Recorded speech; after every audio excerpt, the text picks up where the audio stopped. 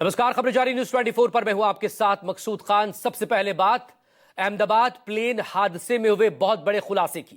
12 जून को हादसा हुआ था बड़ा और 270 लोगों की मौत हो गई थी। बड़ा खुलासा यह हुआ है रिपोर्ट के जरिए जो AAIB की रिपोर्ट सामने आई है। इंजन बंद होने की वजह से हादसा हुआ है। बाकायदा जो कन्वर्सेशन सामने आया पायलट और को पायलट के बीच, उसमें पायलट की तरफ से पूछा गया को पायलट से, तुमने फ्यूल स्विच क्यों बंद किया? को पायलट का जवाब आया, मैंने बंद नहीं किया। ब्लैक बॉक्स में रिकॉर्ड हुई है पायलट की बातचीत और उसी से यह खुलासा हुआ। देखिए ग्राफिक्स के जरिए आपको समझाते हैं किस तरह का कन्वर्सेशन इस वक्त कॉकपिट के अंदर हो रहा था पायलट को पायलट के बीच या कैप्टन और फर्स्ट ऑफिसर के बीच। कैप्टन ने पूछा, तुमने फ्यूल स्विच बंद क्यों किया? फर्स्ट ऑफिसर ने कहा, नहीं मैंने बंद नहीं किया। सुमित सबरवाल लीड कर रहे थे इसे कैप्टन के तौर पर, जिनके पास एक लंबा अनुभव था, और उनके साथ थे को पायलट क्लाइव कुंदर। ये जो पूरा कन्वर्सेशन हुआ है, अब उसमें रिपोर्ट में क्या क्या है दरअसल इसे भी देखिए और समझिए।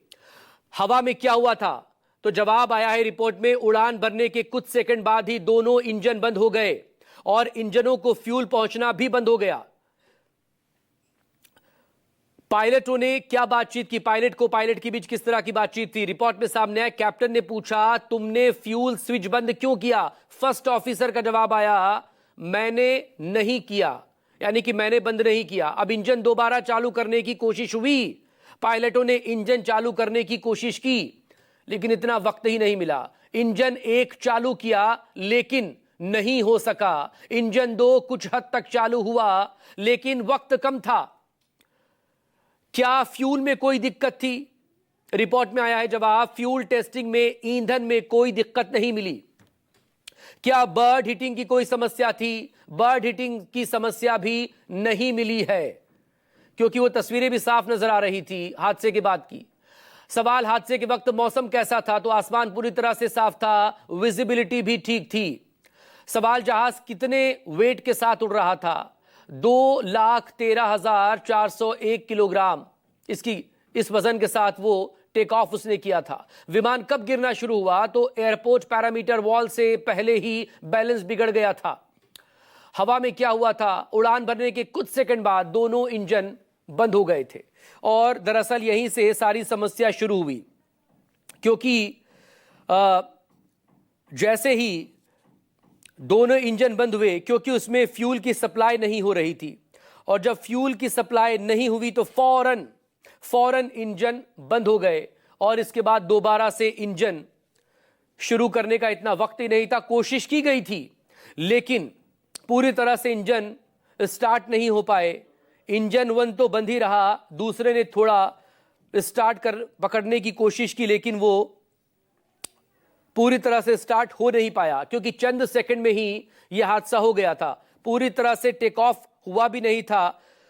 टेक ऑफ करने के 52 सेकंड में ही यह फ्लाइट क्रैश हो गई थी, AI 171।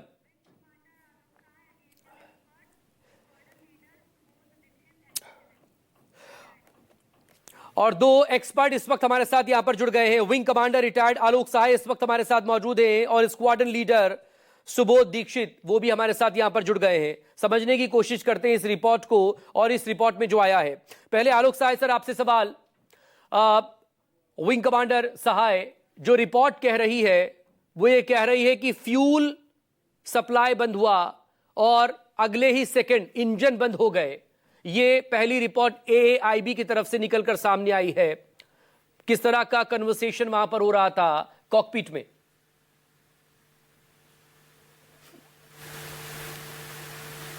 आया है कि फ्यूल सप्लाई क्यों बंद हुआ, क्योंकि फ्यूल सप्लाई का जो स्विच है वो ऑफ मोड में आ गया कॉकपिट में। अब ये सबसे बहुत ही विवादास्पद चीज है, क्योंकि फ्यूल स्विच जो ऑफ करने का स्विच होता है वो फ्रंट डेक पर आगे में होता है, बिल्कुल बीच में, और टेक ऑफ के समय जो जिन जिन जगहों पर पायलट अपना हाथ ले जाता है वो वहां पर उस तरह के कोई स्विच नहीं है जहां उसको हाथ ले जाने की जरूरत है टेक ऑफ लेग में। दूसरी बात कि ये जो स्विच होते हैं ये नॉर्मली सीधे हाथ से लगने से ऑन ऑफ नहीं हो सकते, ये इसको स्विच ऑफ करने के लिए इसको थोड़ा लिफ्ट करना पड़ता है, तब मूव करना पड़ता है। तो इनएडवर्टेंटली ये मुझे नहीं लगता कि किसी पायलट से ये स्विच ऑफ हो जाएगा। दूसरी बात कि एक पायलट की रिकॉर्डिंग है कि वो बोलता है कि तुमने इसे स्विच को क्यों ऑफ किया। उसने कहा कि मैंने तो ऑफ किया ही नहीं। तो मैंने तो ऑफ किया ही नहीं, वो बड़ा क्लियर उसका स्टेटमेंट है। और उसके बाद अब ये प्रश्न उठता है कि ये जो स्विच है ये कैसे ऑफ हो गया अपने आप।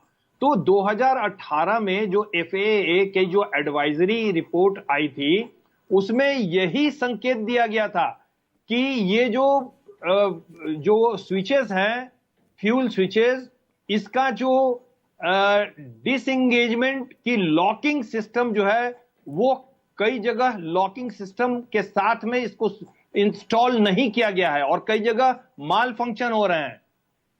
तो इसका जो डिसएंगेजमेंट की जो लॉकिंग सिस्टम है उसको देखा जाए। ये एडवाइजरी जारी की गई थी 2018 में जी। उस एडवाइजरी के बाद इस एयर इंडिया में इस स्विचेस की checking as per the advisory नहीं की गई है, यह भी रिपोर्ट में लिखा हुआ है जी।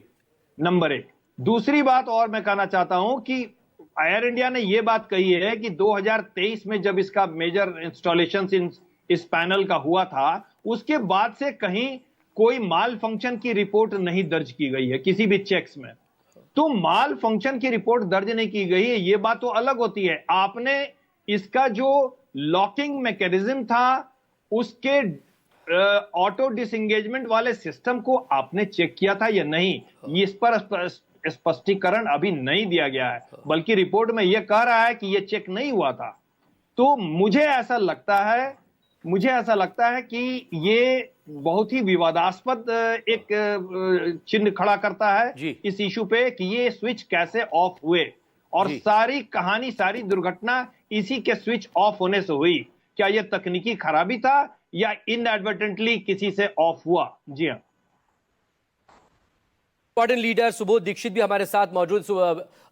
दीक्षित साहब, पायलट के पास जो एक्सपीरियंस था वो 15,000 घंटे से ज्यादा का था और बोइंग उड़ाने के लिए 8,000 घंटे से ज्यादा उन्होंने फ्लाइट की है बोइंग की। उसमें 787 भी है और 787 के साथ साथ उसको 777 भी उन्होंने उड़ाया है बोइंग। जो को पायलट थे क्लाइव कुंदर, उनके पास जो एक्सपीरियंस है वो 3,403 घंटे से ज़्यादा का था। यानी कि जो टेक्निकल फॉल्ट इसका था, इस बोइंग पर सवाल पहले भी रहे जिस पर हमने इससे पहले भी डिस्कस किया है। 270 जिंदगियां खत्म हो गई, 241 लोग इस फ्लाइट में सवार थे, सिर्फ एक शख्स बचा। आगे के लिए अब क्या किया जाए बोइंग को लेकर और सारे तमाम सिक्योरिटी चेक को लेकर? जी, सभी दर्शकों को मेरा नमस्कार।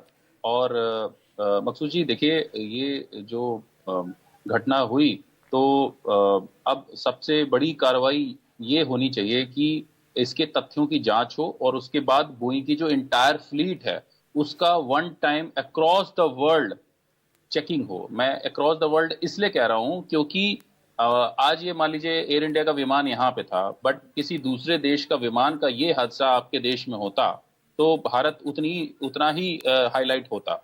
और दूसरी बात ये कि ये जो अभी इन्होंने प्रारंभिक रिपोर्ट दी है तो इस रिपोर्ट का ये अंत नहीं है। इस रिपोर्ट का ये प्रारंभिक कुछ तथ्य निकल के आए हैं, जबकि इसमें बोइंग और इसके साथ जैसे अपने DGCA और GE इलेक्ट्रिक, ये सभी 3-4 कंपनियां जो हैं इसकी तथ्यों की जांच लगातार अभी तक कर रही हैं। तो मेरा मानना है कि अभी यहाँ तक तो साबित हो गया है कि अगर पायलट ने अंतिम वर्ड ये यूज किया कि मैंने कट नहीं किया है, तो इसका मतलब है कि it was not an inadvertent error. ये कोई गलती से ऐसा नहीं हुआ कि कोई हाथ लग गया और उसमें सीधे से फ्यूल स्विच ऑफ बंद कर दिया उन्होंने।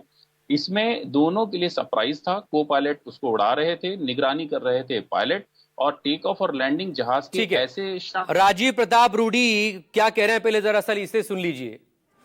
और ये प्रारंभिक प्रतिवेदन है और इसमें कुछ तथ्य ऐसे उजागर किए गए हैं जिसमें पूरे घटनाक्रम में विमान में क्या तकनीकी कारण थे जिसके कारण ये दुर्घटना हुई, और कप्तानों ने क्या क्या कदम उठाए और क्या क्या परिस्थितियां थीं, उसके बारे में पूरी तौर से उल्लेख किया है।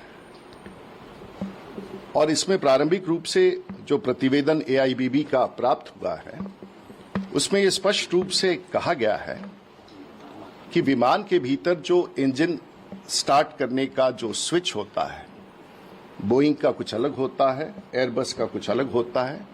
बोइंग में फ्यूल कंट्रोल स्विच जिसे कहते हैं, उसे ऑन करने के साथ साथ इंजन स्टार्ट होता है।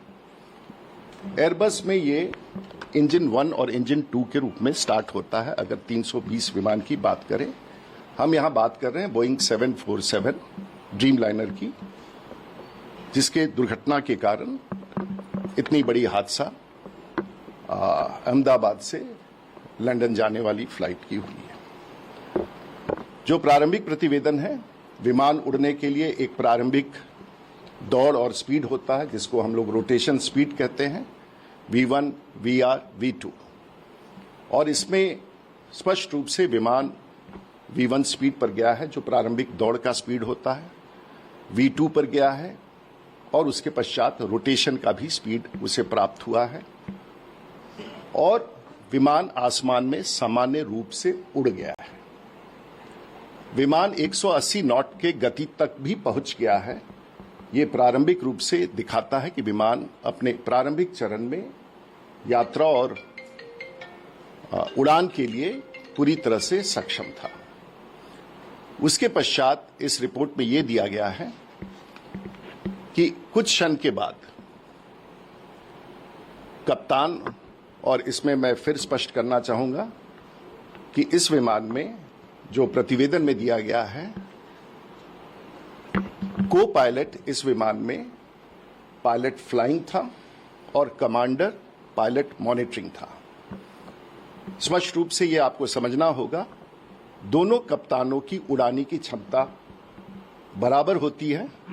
एक विमान का वरिष्ठ होता है और एक विमान का कनीय होता है, लेकिन दोनों, जिसे हम आप अपने शब्दों में को पायलट कहते हैं, आज कोई को पायलट नहीं होता है। एक पायलट फ्लाइंग होता है और एक पायलट मॉनिटरिंग होता है। इस समय जो कनीय कप्तान था वो पायलट फ्लाइंग था, और उससे भी बड़ी जिम्मेवारी होती है पायलट मॉनिटरिंग। इस प्रतिवेदन के अनुसार कैप्टन सब्रवाल पायलट मॉनिटरिंग थे। टेक ऑफ पायलट फ्लाइंग यानी कि को पायलट के पास था, जो सामान्य रूप से प्रत्येक दिन हर विमान में होता है। एक सेक्टर में एक व्यक्ति पायलट फ्लाइंग होता है और दूसरे सेक्टर में दूसरा व्यक्ति पायलट फ्लाइंग होता है। ये प्रशिक्षण के दृष्टिकोण से मान्य है, और ये विषय कई बार इसमें उठ सकता है कि आप ये कहेंगे कि पायलट, छोटा पायलट क्यों उड़ा रहा था। इस तथ्य को हमेशा के लिए आप खत्म कर दें। दोनों विमान कप्तानों की क्षमता बराबर होती है उड़ान भरने के लिए। इसमें जो तथ्य आए हैं, जो फ्यूल कंट्रोल स्विच है, क्रैश के बाद जो एआईबीबी ने पता लगाया है और देखा है, दोनों फ्यूल स्विच ऑन पोजीशन में थे, यानी कि अपनी जगह पर थे जहां उन्हें होना चाहिए विमान चलाने के लिए।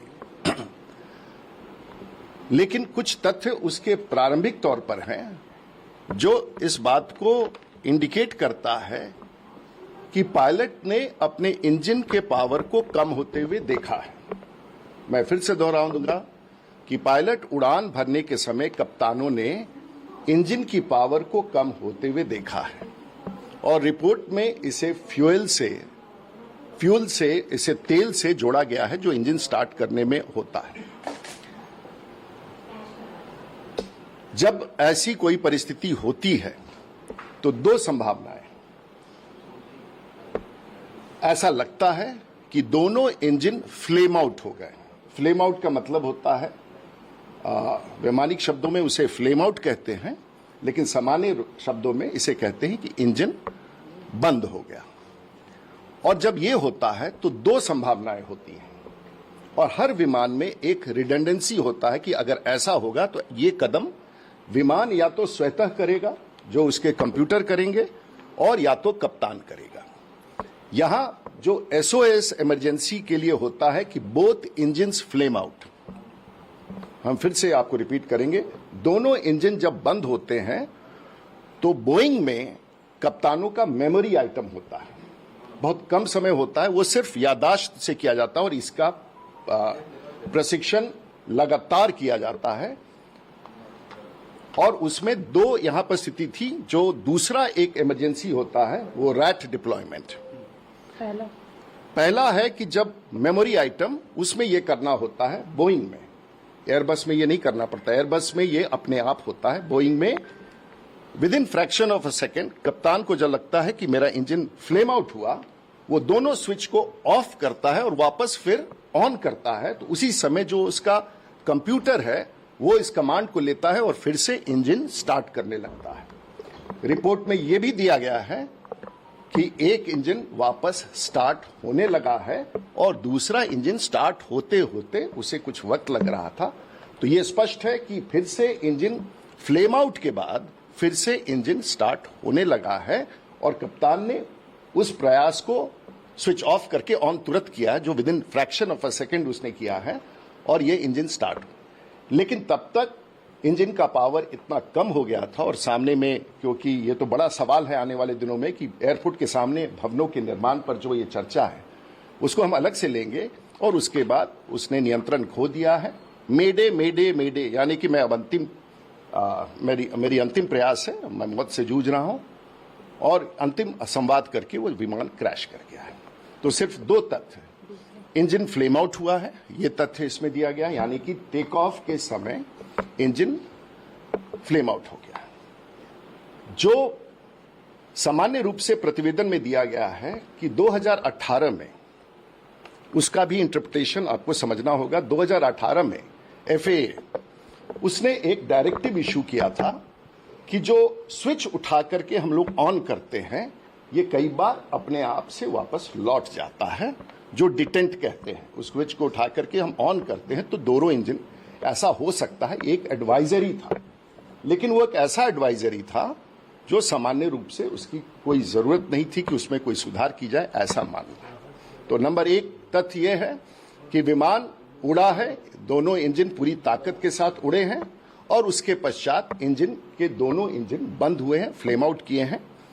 और उसमें जो तथ्य उभर के आ रहे हैं कि जो फ्यूल इंजेक्शन होता है वो बंद हो गया और फिर वापस कप्तान ने उसको चालू करने का अपने हुनर से, कैप्टन सब्रवाल ने और को पायलट ने, जो दूसरे सह कप्तान थे, उन्होंने अपने हुनर से उस वर्षों के अनुभव का उपयोग करते हुए इंजन को फिर से रीलाइट करने का कोशिश किया है, कर दिया है। क्योंकि जिस समय विमान क्रैश किया है दोनों स्विच ऑन पोजीशन में थे।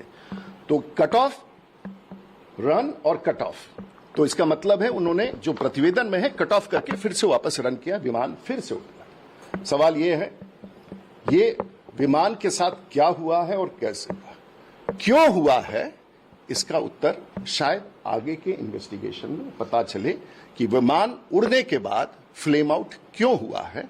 क्योंकि एक ये अगर आसमान में होता, 5000 फीट की ऊंचाई पर होता, 10,000 फीट की ऊंचाई पर होता, 30,000 फीट की ऊंचाई पर होता, तो इंजन अगर दोनों बंद होंगे तो हम ये एक्शन लेंगे और हमारा फेडेक जो कंप्यूटर है वो उसको रेस्टोर कर देता। लेकिन इस 400 फीट में जब तक कप्तान उसे देखे, इंजन स्टॉल का इंडिकेशंस आए, इंजन स्पूल डाउन करे और उसके बाद वो देख के प्रयास करे, तो शायद ये ऊंचाई नहीं है। तथ्य यही है, दुर्घटना बहुत बड़ा हादसा है, तथ्य उभर के आ रहे हैं और इसके अन्य उत्तर समय के साथ ही विमान कंपनियां, ऑपरेटर, AIBB, DGCA ही दे सकता है, उस पर मेरी कोई टिप्पणी नहीं है। कंफ्यूज करके? No, very conclusive.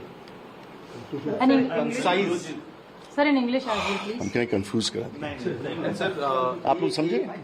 समझे? सर, आपने सिर्फ दो चीजों का जिक्र किया, सर, एक मेमोरी आइटम और उसके बाद 747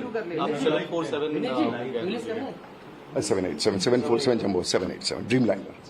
sir in English. I'll do it in English just for the understanding.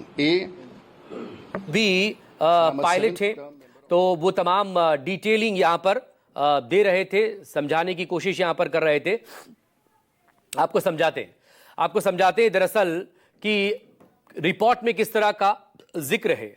AAIB की जो रिपोर्ट यहां पर निकलकर सामने आई है, जो कि ये बता रही है साफ, aircraft accident investigation bureau AAIB हवा में क्या हुआ था, तो उड़ान भरने के कुछ सेकंड बाद ही फ्यूल की सप्लाई बंद हुई, इंजनों को फ्यूल पहुंचना बंद हुआ और इंजन ऑफ हो गए।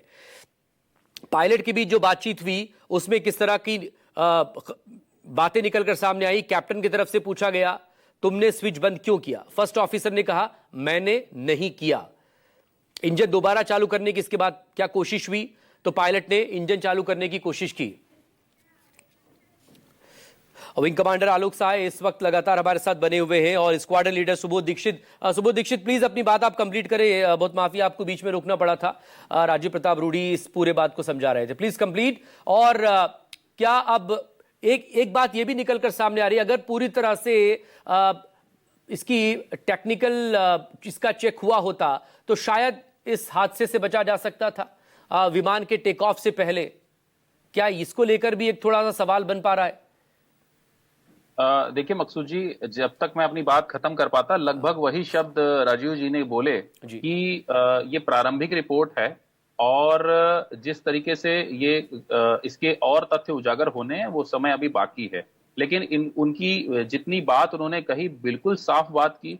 उन्होंने ये बिल्कुल साबित कर दिया कि अभी तक की रिपोर्ट में ये साबित है कि हाँ, वो फ्यूल जो सप्लाई थी वो कट ऑफ थी, पायलट ने प्रयास किया। अब यहाँ सवाल ये आता है कि अगर ऐसी कोई एडवाइजरी जारी की गई थी तो वो किन कारणों और किस प्रकाश में की गई थी, क्योंकि हो सकता है किसी विमान के पायलट ने ऐसी कोई समस्या लिखी हो, या फिर जो निगरानी रखने वाली एजेंसीज हैं वो भी समय समय पर कई आर्टिकल्स को पढ़ती हैं, तो उनको ऐसा लगा हो कि ये विमान भारत यूज करता है। ऐसे 300 विमान बने हुए हैं जो कि जिसमें से केवल एयर इंडिया में 34 विमान तो यही उड़ रहे हैं। तो हो सकता है कि इस प्रकार की चीजों को ध्यान में रखते हुए एज एडवाइजरी जारी की गई थी। और मैं अपने दर्शकों को बता दूं कि कई प्रकार के स्विच होते हैं जहाज में, जैसे कि एक होता है पुश, कि आपके सामने कोई बटन लगी है, आपको ऑन ऑफ करना है, आपने दबाया और ऑन हो गया, ऑफ हो गया, दबाने से ऑन ऑफ हो गया। इसी तरीके से कई और सेंसिटिव टाइप के भी स्विचेस होते हैं, जैसे टॉगल स्विच होता है जिसमें थोड़ी सी पावर लगा के अप एंड डाउन करना पड़ता है जी। लेकिन कई ऐसे स्विच भी हैं जो कि खासकर कि युद्धक विमानों में ऐसे स्विच होते हैं जिनको ऑन या ऑफ करने से मिसाइल फायर हो सकती हैं।